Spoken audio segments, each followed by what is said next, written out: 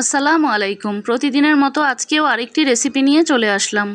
আজকে চালের গুঁড়া দিয়ে মজার একটি কেক তৈরি করে দেখাবো। সব সময় তো আমরা ময়দা দিয়েই কেক তৈরি করে থাকি। আজকে চালের গুঁড়া দিয়ে চুলায় স্পঞ্জ কেক বেক করে দেখাবো।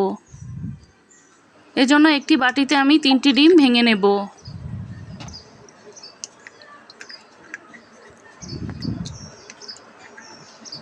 এবার ডিমের সাদা অংশ থেকে কুসুমগুলোকে আলাদা আরেকটি বাটিতে তুলে রাখবো।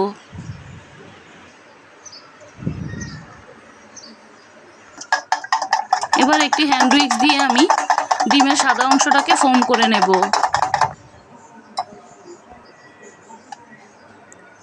আমি এখানে হাফ কাপ চিনি নিয়েছি, এর থেকে অর্ধেকটা পরিমাণ চিনি আমি এখানে দিয়ে দেব। চিনিটাকে আস্তে আস্তে মিশাতে হবে, একবারে দিয়ে দিলে ফোমটা ভালো হবে না। চাইলে একটি ইলেকট্রিক বিটারের সাহায্যেও এই ফোমটাকে তৈরি করে নিতে পারবেন। আমি হ্যান্ড উইক্স দিয়ে করেছি, এই ক্ষেত্রে সময়টা একটু বেশি লাগবে।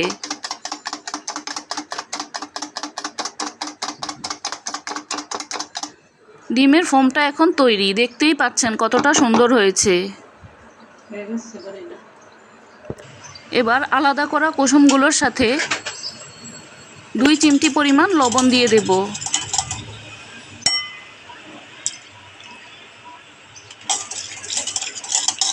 3 টেবিল চামচ লিকুইড দুধ, আধা চা চামচ ভ্যানিলা এসেন্স। এবার 1/4 কাপ চালের গুঁড়াকে আমি চেলে নেব।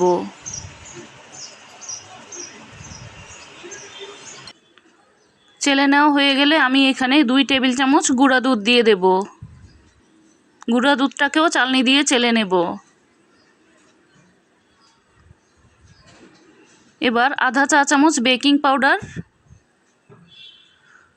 1/4 চা চামচ বেকিং সোডা, এগুলোকে আমি ভালোভাবে চেলে নিয়েছি। এখন 3 টেবিল চামচ তেল দিয়ে দেব। সবগুলো মিশ্রণ এবার ভালোভাবে মিশিয়ে নেব। মিশ্রণটাকে যদি কিছুটা ঘন মনে হয় তাহলে এখানে আরও কিছুটা দুধ মিলিয়ে দিতে হবে। আমার এখানে মোট হাফ কাপ পরিমাণ দুধ লেগেছে। মিশ্রণটাকে এমনভাবে মিশাতে হবে যেন এটা একদম ক্রিমের মতো হয়ে যায়। মিশ্রণটা যত সুন্দর হবে কেকটাও ঠিক ততটাই সুন্দর হবে। এখন আমি ফোমগুলোকে 2-3 বারে আস্তে আস্তে করে মিশিয়ে নেব। ঠিক এইভাবে করে আলতো হাতে ঘুরিয়ে ঘুরিয়ে মিশিয়ে নিতে হবে। খুব বেশি জোরে মিশাতে গেলে ফোমগুলো নষ্ট হয়ে যাবে, কেকটা ভালো হবে না। দেখতে পাচ্ছেন আমি কিভাবে মিশাচ্ছি।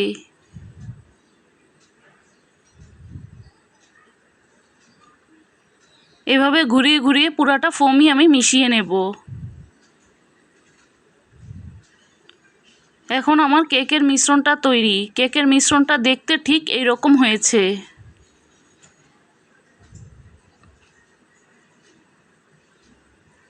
যে মোল্ডে কেকটা বসাবো সেই মোল্ডের মধ্যে কাগজ বিছিয়ে তেল ব্রাশ করে নিয়েছি। এবার কেকের মিশ্রণটাকে ঢেলে দেব। পুরোটা মিশ্রণ এই মোল্ডের মধ্যে আটবে না, এজন্য আমি এখান থেকে বেশি অর্ধেকটা পরিমাণ মোল্ডের মধ্যে ঢেলে নিয়েছি। এবার একটি প্যাচোলা দিয়ে সমান করে দেব। বাকি অর্ধেকটাকে আমি 2টি কাপের মধ্যে বসাবো। এবার একটু ট্যাপ করে নিয়ে উপরে কিছুটা কিচমিচ দিয়ে দেব। চাইলে আপনারা বাদও দিতে পারেন। যে পাতিলে আমি কেকটাকে বেক করব সেই পাতিলটাকে আমি একটি স্ট্যান্ড বসিয়ে আগেই গরম করে নিয়েছি। এখন ঢাকনা দিয়ে ঢেকে 30 মিনিট বেক করে নেব। 30 মিনিট পর দেখতেই পাচ্ছেন কেকটা কতটা সুন্দর কালার এসেছে। এখন একটি টুথপিকের কাঠি দিয়ে দেখব, যদি পরিষ্কার আসে বুঝতে হবে কেকটা হয়ে গেছে।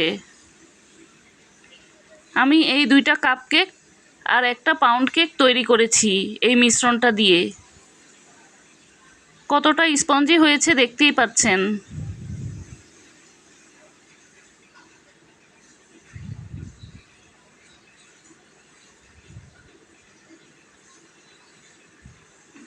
এখন দেখার সৌন্দর্যের জন্য উপরে কিছুটা গুঁড়ো দুধ ছিটিয়ে দেব।